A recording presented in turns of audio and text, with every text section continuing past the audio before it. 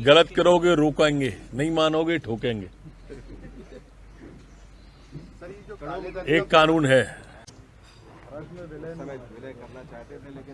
प्रणव दा की पुस्तक ने एक बात स्पष्ट कर दी है कि अखंड भारत की कल्पना को खंड खंड करने का काम नेहरू गांधी परिवार ने किया।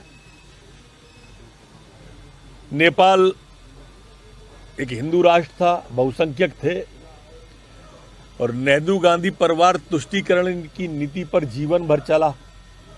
वही तुष्टीकरण का परिणाम है कि हमारे अखंड भारत की कल्पना साकार नहीं हुई। जो काले धन का मामला है,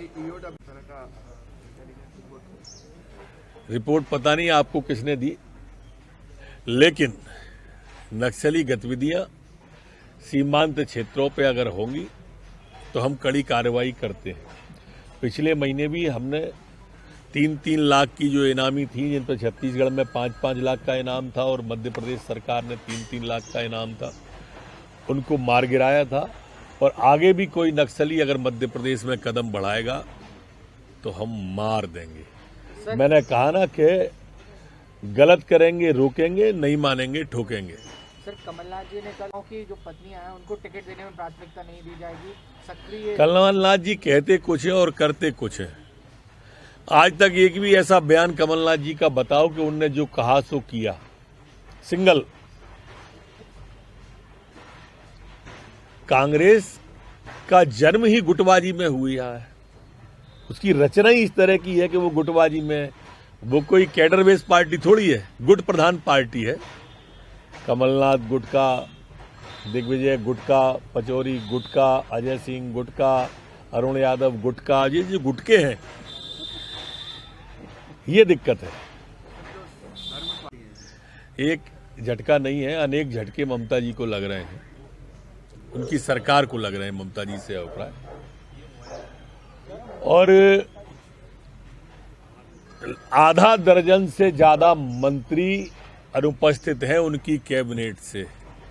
ये इस बात का द्योतक है और हमारे केंद्रीय गृह मंत्री की बात की पुष्टि है कि चुनाव आते आते तक ममता दीदी अकेली रह जाएंगी, अकेली पड़ जाएंगी। मित्रों, वहां उनका सिंहासन डोल रहा है। जनता और कार्यकर्ता साथ मिलकर आज चुनाव लड़ रहे हैं और भाजपा की सरकार बनना तय है। सर, सबसे ज्यादा नक्सली मध्य प्रदेश आ गया है, तो विधानसभा कब तक एक्चुअल शुरू होगा? अगला सत्र मैं मानता हूं कि एक्चुअल ही होगा। अगली कैबिनेट भी हमारी मान्यता है कि शायद एक्चुअल ही होगी। धीरे धीरे कोरोना का प्रभाव, कोरोना का दबाव, कोरोना का भय, ये सब कम हो रहा है।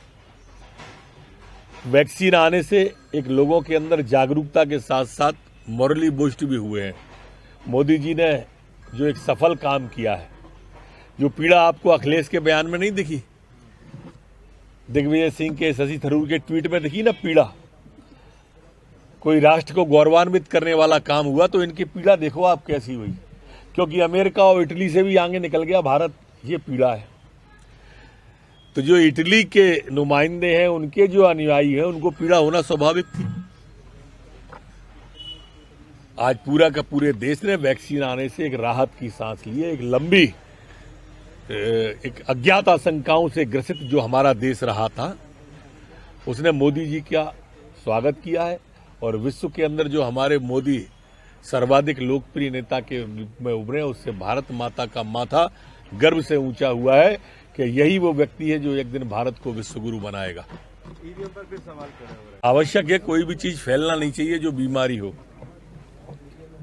महामारी, बीमारी, हर के प्रति जागरूकता और सतर्कता ही वर्तमान में इलाज है।